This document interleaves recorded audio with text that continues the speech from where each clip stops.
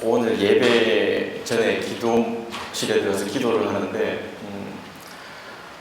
그 전에 제가 그 은미 집사님께 그 장로님, 아버님에 대해서 잠깐 물어봤어요. 이상하게 장로님 기도를 제가 한 2번, 3번 했는데 기도할 때마다 항상 옆에 누가 와 있다. 이 사람이 누구냐? 장로님은 아무 말씀을 안 하신다. 그랬더니 제가 본 그 사람들은 도와줘야 되는, 도움이 필요한 사람들이 있어요. 은미 집사님이 장로님께서 그런 사람들이 주변에 너무 많으시고 그들의 필요를 너무 잘 보신대요. 그래서 그 사람들이 필요를 얘기하기 전에 도와준 줄도 모르게 굉장히 잘 도와주신다고 말씀하시더라고요.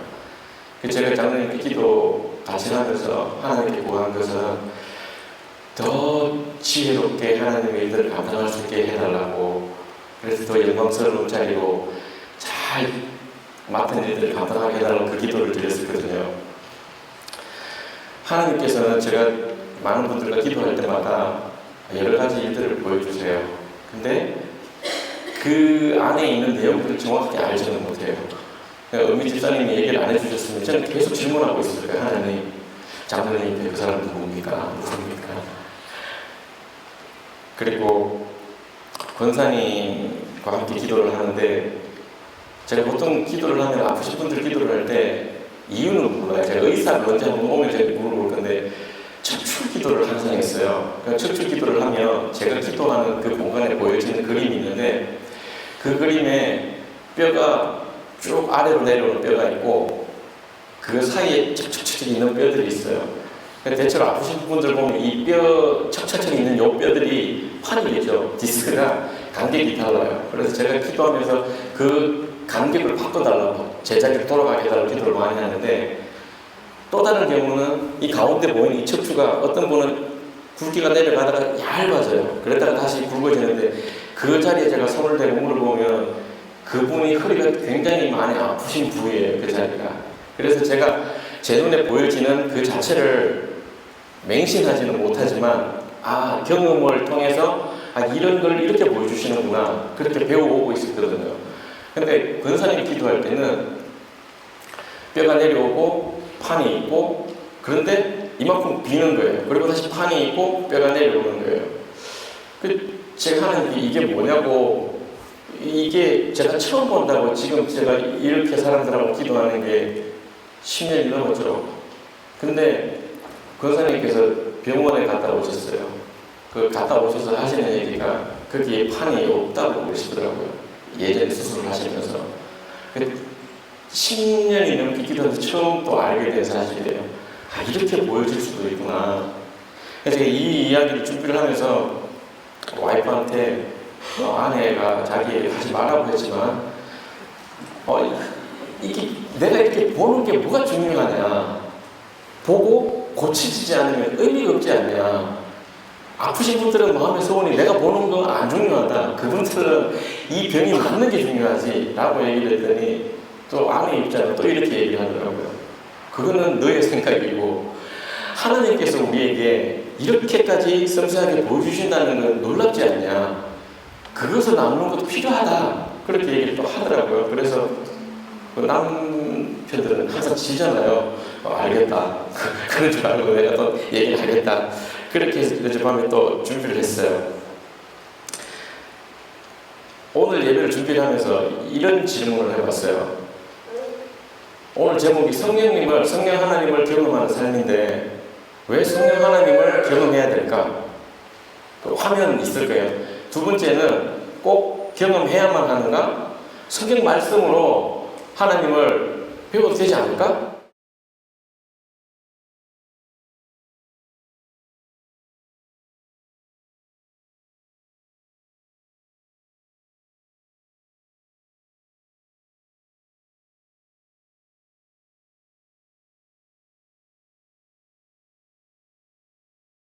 대답이, 내용은 단어들이나 표현은 달랐지만 내용은 2가지였어요. 하나는 성령 하나님을 경험하는 것이 우리의 신앙을 분명하게 한다는 것이었어요. 그 중에 한 명은 이렇게 얘기를 하더라고요. 성경만 지식으로 배우면 자기 입장에서는 꼭 그리스 신화를 보는 것 같다고 얘기를 하더라고요. 그리고 이 아이들이 자라면서 10대 사춘기도 지나고 그런 과정에서 신앙의 의문이 생길 때가 있었는데, 그때마다 하나님 만나고 하나님이 해주셨던 그 일들을, 경험들을 생각을 하면 의문할 게 없더래요. 그냥 그대로 끝나더래요. 제 신앙에서도 마찬가지거든요. 저도 살다가 하나님 이게 막 불평하고 불만하고 하나님 따지고 막 그러거든요. 그럴 때 하나님께서 지나온 일들을 보여주세요. 그렇게 쭉 보여주는 걸 생각을 하고 나면 제가 하는 고백은 딱 하나예요. 네, 알겠습니다, 하나님. 그걸로 그냥 마무리가 돼요. 오늘 우리가 첫 번째로 생각해 볼 거는 그리스도인의 생애예요. 주보에는 그리스도의 생애로 나오는데, 그리스도인의 생애인데, 그리스도의 생애를 보면 화면이 있을 거예요. 첫 번째는 예수 그리스도의 만남이 있고,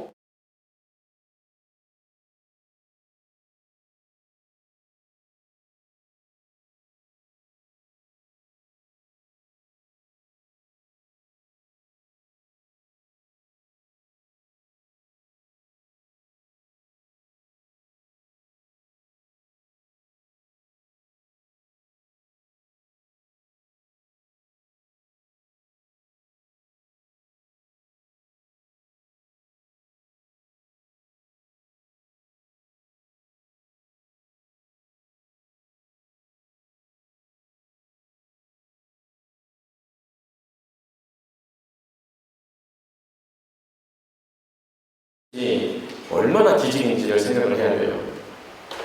에베소서 2장 8절에 보시면 너희는 그 은혜에 의하여 믿음으로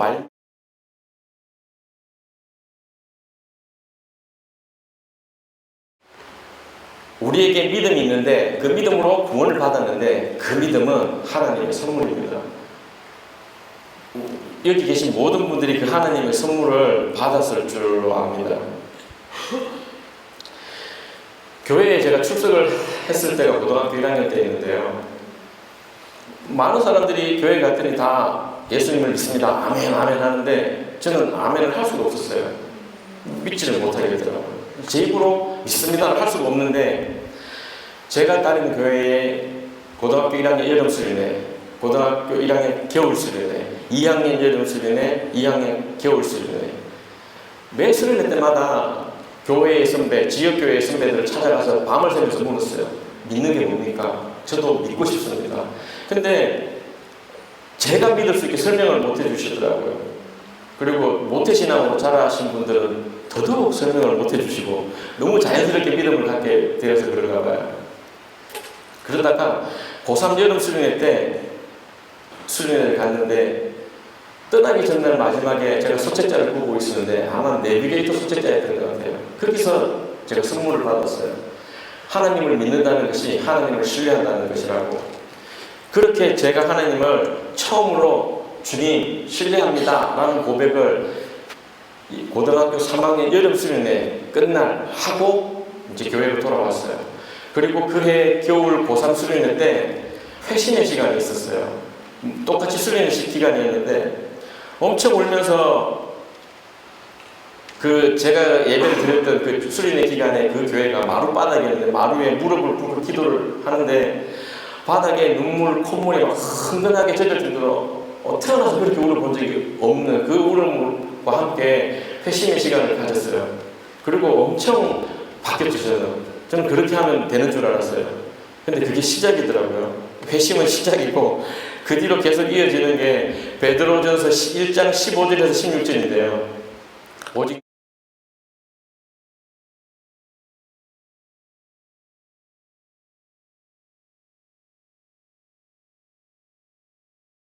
을 가지고 틈나는 얘기하시는 거예요. 그렇게 해야 된다. 그러면서 저희 죄들을 보여주시기 시작하는데, 처음 교회에 오고 회심하고 난 뒤에 제가 봤던 제 죄들은 엄청난 죄들을 보니까 회개할 수밖에 없었어요. 근데 나중에는 시간이 지날수록 아주 이것도 죄라고 얘기하십니까 하나님이라고 하는 그 죄까지도 회개하라고 하시더라고요.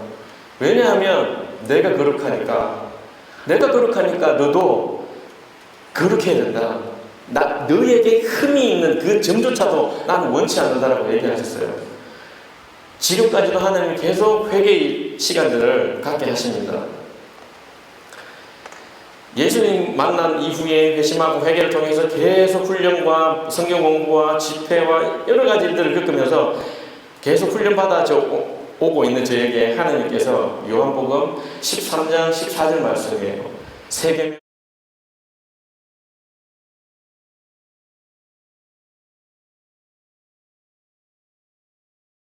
싶어요. 새 계명과 서로 사랑하라. 그리고 내가 너희를 사랑하는 것이. 한번 생각해 보십시오. 하나님께서 여러분을 어떻게 사랑하셨고 회심의 그날 어떤 모습을 무엇을 보여주시며 무엇을 말씀하시며 너는 내 것이라고 얘기하셨는지. 하나님께서 주신 그 세 계명, 우리에게 우리의 패러다임을 깨고 말씀하신 내가 너희를 사랑하는 것 같이 서로 사랑하고 살면서 쉬지 않고 우리는 이 말씀을 떠올렸으면 좋겠어요. 새 계명을 주노니 내가 너희를 사랑하는 것 같이 너희도 사랑하라. 하나님은 우리에게 회심과 회개의 시간과 훈련의 시간을 통해서 우리로 증인의 삶을, 제자의 삶을 준비케 하십니다.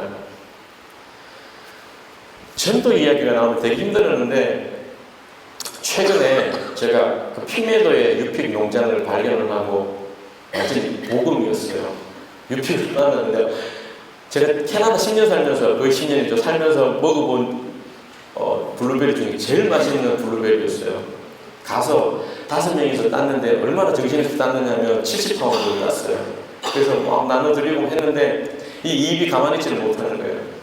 보는 사람마다 블루베리 좋아하냐? 여기 가봐라. 그랬더니 이미 다 알고 있더라고요. 저만 몰랐지. 보니까 주변에서 다 거기 가서 따가지고 와서 나눠 먹고 했는데 저는 복음이 이렇다고 생각을 해요.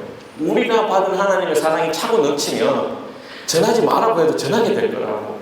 그러면 교회가 서포트 해줘야 될 건 전도의 방법들, 기술적인 부분만 도와주면 아마 굉장히 출중한 증인으로 제자로 살아갈 거라고 생각을 합니다.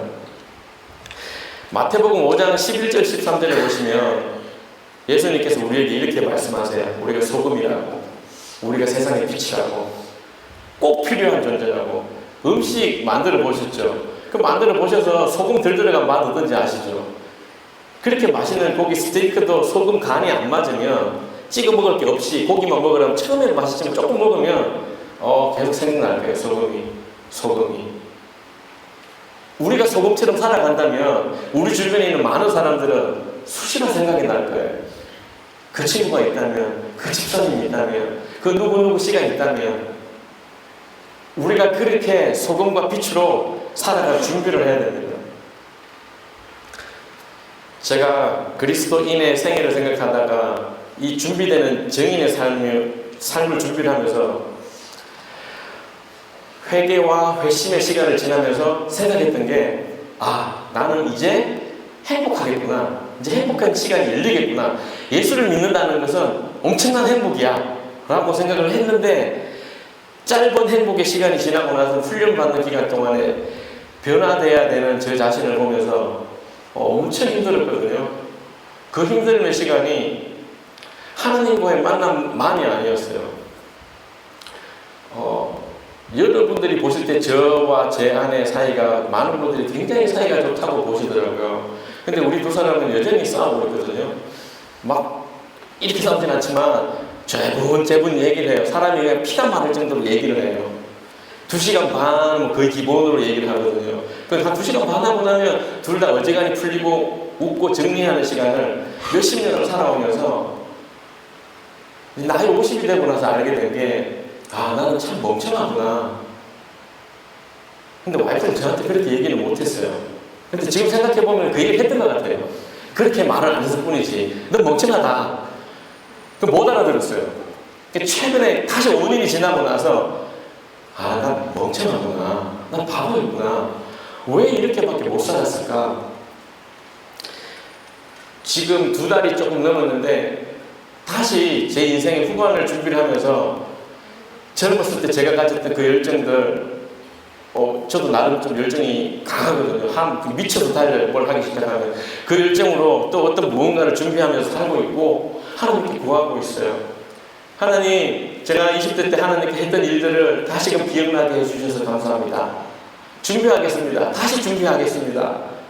그리고 하나님 말씀하시면 그 일들을 다시 하겠다고. 얼마나 부족하고 얼마나 연약하고 준비되지 못한 제 모습들을 최근 5년 동안 너무 많이 봤어요.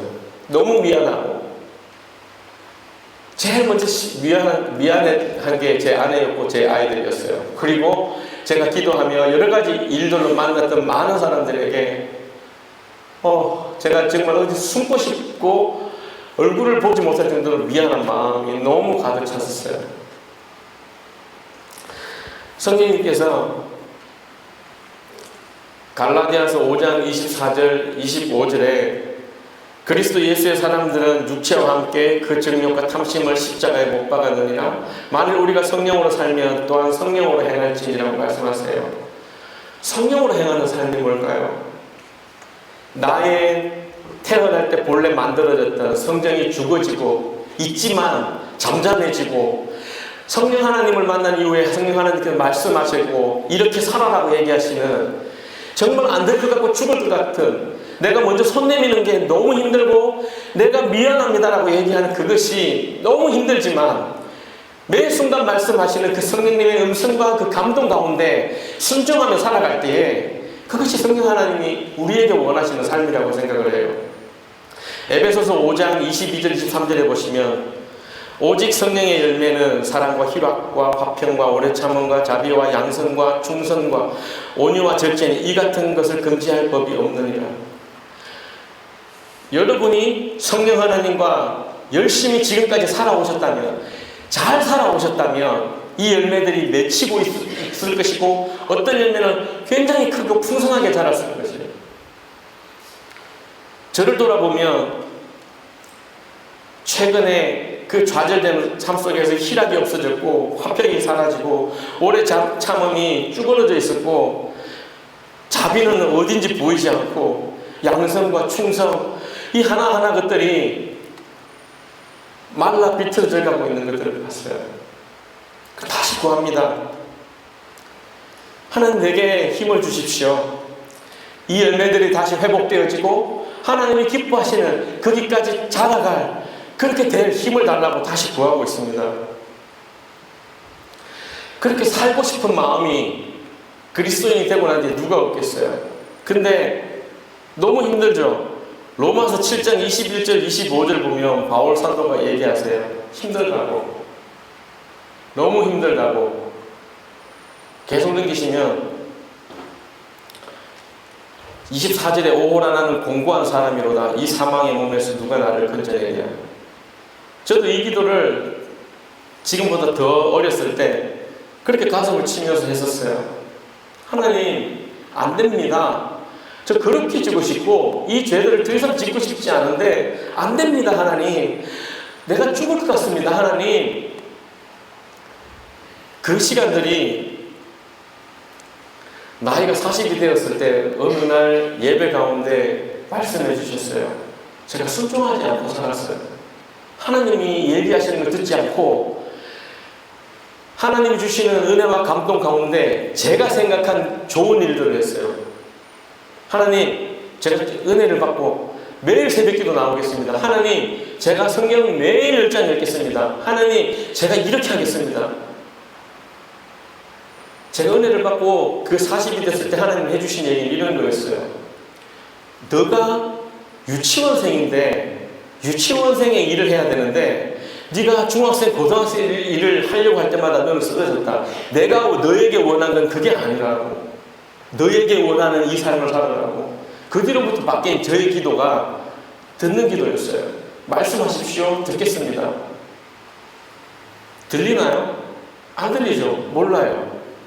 사무엘도 처음에 하나님이 불렀을 때 그 음성을 듣지를 못했어요. 엘리 제사장이 알려주고 났을 때 그것도 3번이나 부르고 나서 듣게 되었거든요.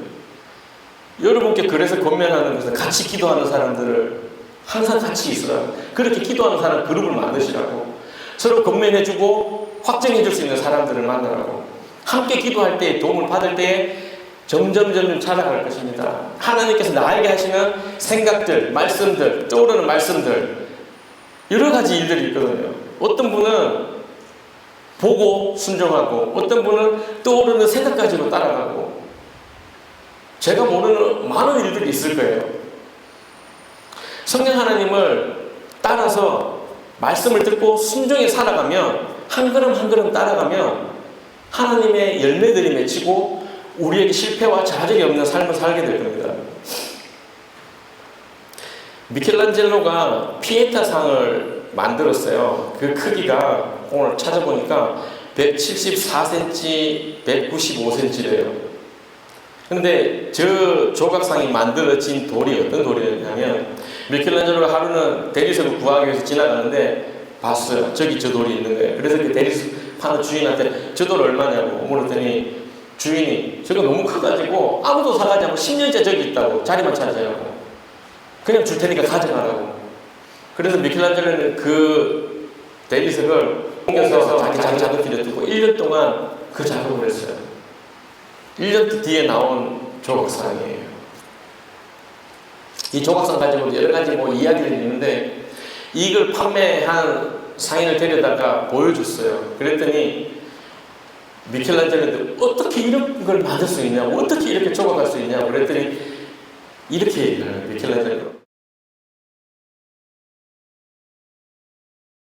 미켈란젤로를 부르면서 책에 있는 내용 그대로 읽어드릴게요. 내가 이 대리석 앞을 지나치려 하는데 예수가 나를 불렀습니다. 그리고 이렇게 말씀하시더군요. 나는 지금 이 대리석 속에 누워 있다. 불필요한 것들을 떼내 내 모습을 드러나게 하라. 대리석 안을 들여다보다 나는 어머니 무릎에 놓은 예수의 형상을 봤다는 것이다. 나는 단지 예수가 시키는 대로 불필요한 부분들을 쫓아내서 뿐이다. 어쩌면 예수 그리스도의 있는 것도 순종의 삶을 제대로 못 살아왔다고 생각한다면 우리는 아직 조각되지 않은 원수석 같은 대리석입니다.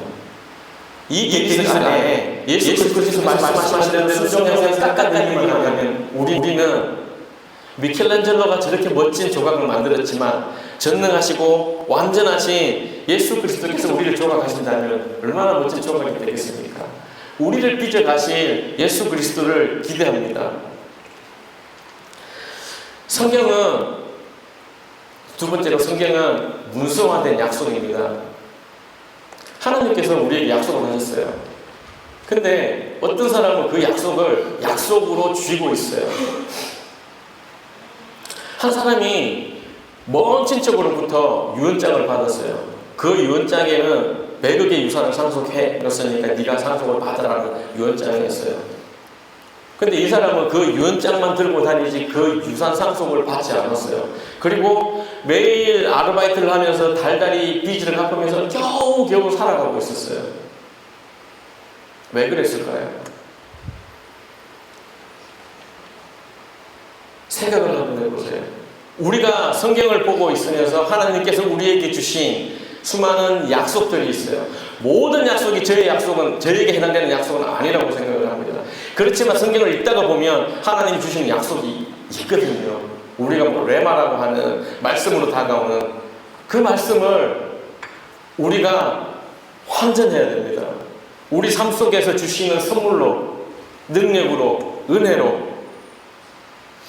오늘 예배 가운데 내가 이전에 그렇게 받았던 말씀, 감동이 있었던 그 말씀, 그 약속의 말씀들을 아직도 유언장으로 가지고 있지는 않은지, 내가 이제 바꿔야 될 그 하나님의 약속들이 있다면 시작하십시오.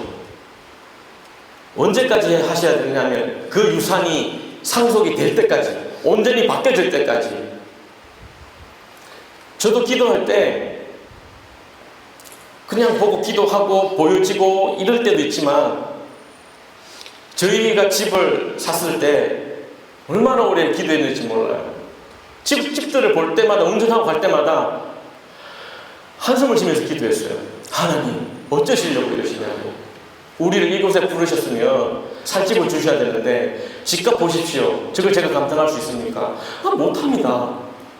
난 저 집이 좋은데 왜 저 집은 큰 거밖에 없냐고. 난 저거 좀 작은 집 있으면 좋겠는데 그 기도를 몇 년을 했는지 몰라요.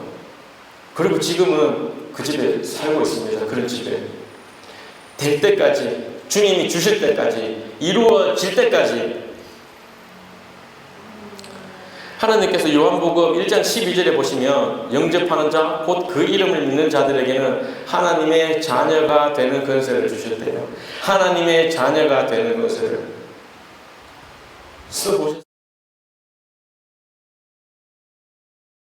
써보시기를 바랍니다. 쓰셔야 됩니다. 자녀인데, 주셨는데 나는 아니요. 예외 없습니다. 여러분에게 주신 그 믿음으로 믿음의 분량을 따라 자녀로서 마음껏 펼치십시오. 저희 가족이 태국으로 떠난 얘기를 여러 번 했는데 2011년 1월 첫째 주에 저희가 함께하는 기도 모임에서 하나님께서 말씀하셨어요. 오직 성령이 너희에게 임하시면 너희가 권능을 받고 예루살렘과 온 유대와 사마리아 땅끝까지 이르러 내 증인이 되리라. 근데 이 말씀이 생각났을 때 첫 번째는 성령이 임하시면, 그때 제가 성령님이 제게 임하시는 저는 알고 있었거든요. 능력이 임한 것도 경험하고 있었어요. 많은 사람들을 기도해 주고 있었고. 그러면 이 말씀에서 남는 건 한 구절이었어요. 내 증인이 되리라. 그렇게 확증되고 난 뒤에 또 계속해서 환상이 보였어요. 저희가 떠나는 것과 돌아오는 것과 또 다른 나라로 떠나는 것을. 그 약속이 진짜인지 아닌지는 어떻게 합니까? 시간이 지나고 그 약속이 이루어진 걸 보면 알죠. 그대로 다 하셨어요. 태국에 있는 동안에도 하나님께서 저희가 교회를 만나고 사람들을 만나고 사역이 저한테 주어지고 또 다른 일들이 주어지는 그 모든 과정들마다 하나하나 개입하셔서 얘기하셨어요. 심지어 떠나기 전에 갑자기 DTS 훈련을 받게 됐어요. 시니어 DTS 훈련을 받게 됐는데 나이 많으신 어른분들하고 같이 DTS 훈련을 받고 동남아시아를 돌아다녔어요. 전도여행을. 가는 곳들마다 하나님께서 어떻게 동행하시고 뭐라고 말씀하시는지, 어떻게 하나님의 사람들을 격려하고 위로하는지를 경험하고 왔어요. 그리고 저희는 한국을 돌아갔고 지금 이렇게 캐나다에 와 있어요. 하나님 우리에게 얘기하시면 그 일을 주세요.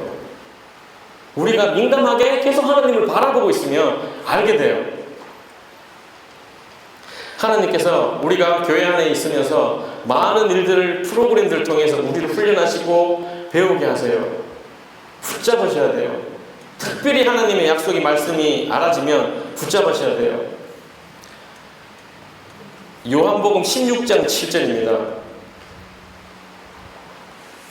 우리 약간 졸리니까 같이 읽을까요? 시작.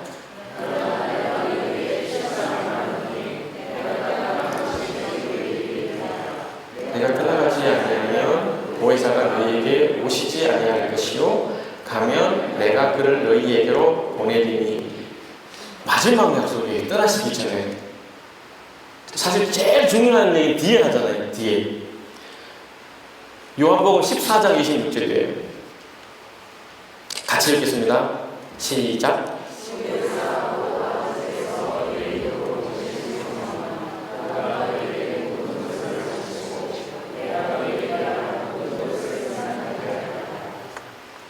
이 말씀을 붙잡으십시오.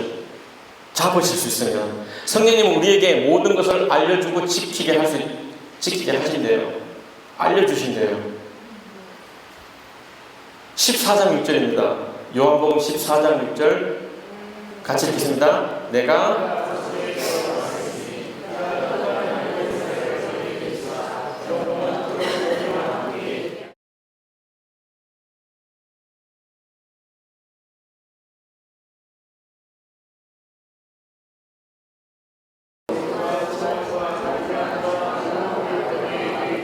이는 하나님의 사람으로 온전케 하며 모든 선한 일을 행하기에 온전케 하려 함이니라. 아멘.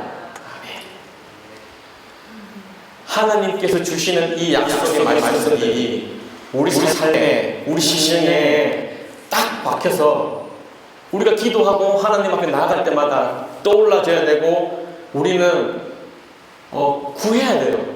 하나님 이렇게 얘기하지 않았다고. 하나님 내게 이렇게 얘기하지 않았냐고. 만일 생각이 안 나면 프린트해서 집에 붙이세요. 설거지하는 앞에 유리에 붙이시고 냉장고 문 앞에 붙이시고 문 열기를 한번 읽으세요. 하나님 이렇게 얘기하셨죠. 저 이거 필요합니다. 알게 해주십시오. 경험하게 해주십시오. 전재호 선교사님이 떠날 때 하나님이 두 번을 보여주셨어요. 한 번은 금요 기도회 모임이었어요. 기도하는데 이렇게 굽은 길인데 그 길 위에 황금빛으로 빛이 쫙 있는 길이었어요. 그래서 제가 선교사님께 나중에 말씀을 드렸어요. 질문을 했죠. 가시면 어떤 사역을 할 거냐. 모른다고 그러시더라고요. 가봐야 한다. 이전하고 조금 바뀌었다. 하나님께서 선교사님이 길들을 준비하고 계신가 봐요. 그렇게 얘기를 해드렸어요. 그리고 내일 떠났는데 오늘 저녁에 가서 마지막 자리에서 또 아내가 기도하라고 그러더라고요. 그래서 또 기도했어요. 그때 보여주신 게 뭐였냐면 내 팔에는 바다가 없어요. 근데 바닷물이 막 보이면서 해변이 보이고 휴식하는 이런 게 보이는데 저한테 주시는 마음이 뭐였냐면 전재호 선교사 너가 네팔에 가서 사역하는 동안 너의 필요들이 있고 원하는 게 있을 때마다 하나님을 구하라. 너와 동행하고 있는 하나님을 잊지 말아였어요. 근데 본 걸 아는 걸 그냥 그대로 제가 선교사님 부부에게 말을 전하는데 그 아내 선교사님 눈시울이 뜨거워지시더라고요. 그리고 그 다음날 그분들이 공항에서 떠나면서 전재호 선생님이 저한테 카톡을 주셨어요. 많이 위로받고 감사한 마음으로 선교지로 갈 수 있게 되었다고. 하나님께서는 우리 주변에 있는 우리 한 명 한 명 서로를 격려하고 위로할 수 있도록 하나님의 비밀한 것들을 알려주세요.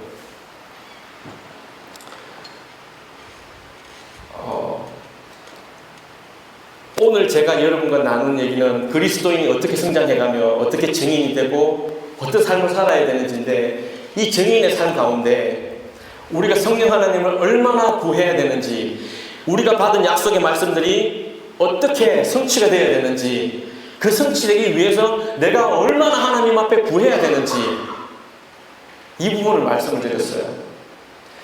오늘 예배 전에 기도했지만 이 예배를 준비하는 내내 제가 하나님께 구한 것은 하나님 여기 모인 한 명 한 명들에게 제게 주셨던 것처럼 은혜를 내려주시고 심령을 만져주시고 해결되지 않는 문제가 해결되게 해주시고 몸이 치유되고 위로될 수 없는 그 마음의 아픔들이 하나님이 주시는 말씀으로 위로해달라고 한 명이라도 하나님 그런 사람이 나와서 이 예배가 끝나고 나서 제게 개인적으로 이 예배 가운데 하나님 내게 이런 감동을 주셨다라는 피드백을 제가 받기를 원한다고 하나님께 기도했어요. 한 명이라도 하나님께서 만져주시기를 소원합니다. 그리고 제가 또 일어나지 않을 것에 대한 두려운 마음과 어려운 마음으로 있을 때 아침에 준비하는데 하나님 또 이 말씀을 생각나게 하셨어요. 어떤 사역자가 있는데 이분이 아프리카에서 사역을 할 때 수많은 사람들이 병고침을 받았고 귀신이 떠나가고 그랬어요. 근데 자기 나라로 돌아왔을 때 일어나지 않는 거예요. 그 기적들이. 근데 이분이 어떤 사람으로부터 얘기를 들었어요. 당신이 기도해도 아무 일이 일어나지 않는데 그래도 기도할 거냐. 이 목사님이 그러셨어요. 내가 100명이든 1000명이든 기도해서 한 명이 낫는다면 나는 기도하겠다라고 얘기했어요. 그 말씀이 그 이야기가 아침에 생각이 나면서 그래 내가 해야 되는구나. 여기에서 무슨 일이 있던 그것이 중요한 게 아니라 하나님의 일을 지금도 하실 거고 쉬지 않으실 거라고 했어요. 그래서 나는 이 길을 따라가고 담대함으로 사람들을 외쳐보고 하나님을 살아계시고 우리를 치유하기 원하시고 우리로 제사장 삼으시고 하나님의 좋은 군사로 세울 것을 믿는다라고 여러분이 그 자리에 들어갈 것이라고 선포하는 그 일들을 해야 된다라고 아침에 다시 또 한 번 저를 돌이키고 왔어요. 다시 격려하고 왔어요. 사도행전 20장 24절입니다. 함께 큰 목소리로 읽을게요. 내가 달려갈 길과 주 예수께 받은 사명 곧 하나님의 은혜의 복음을 전언하는 일을 마치려 하면은 나의 생명조차 조금도 귀한 것으로 여기지 아니하노라. 아멘. 에베소서 4장의 말씀과 로마서 7장 8절 말씀을 꼭 읽어보시면 좋겠어요. 7장에 그 죽을 것 같은 바울의 고백 뒤에 8절을 성령님을 만나면서 성령님을 통하여서 자유케 되는 그 바울의 그 외침이, 그 기쁨이 우리 모두에게 있어지기를 원하고, 에베소서 4장에서 말씀하시는 우리의 섬김의 모습이 어떠한지를 다시 한번 돌이켜서 내가 지금 어떤 자리에 서 있고 나의 부르심이 어떤 것인지 다시 한번 생각해보고 2023년 이 남은 기간 하나님 앞에서 하나님이 기뻐하시는 군사로 쓰임 받았으면 좋겠습니다. 우리 같이 기도할 때에 우리에게 부르신 하나님의 그 부르심을 다시 한번 생각하시고, 혹 약속의 말씀이 떠오르지 않는다면 구하십시오. 그리고 약속의 말씀을 받았지만 아직도 바꾸지 않는, 선물로 바꾸지 않았다면 그 말씀 오늘 말씀하십시오. 하나님, 나는 이 말씀 다시 바꾸겠습니다. 바꿔주십시오. 제가 기도하기 시작하겠습니다. 우리 같이 기도하겠습니다.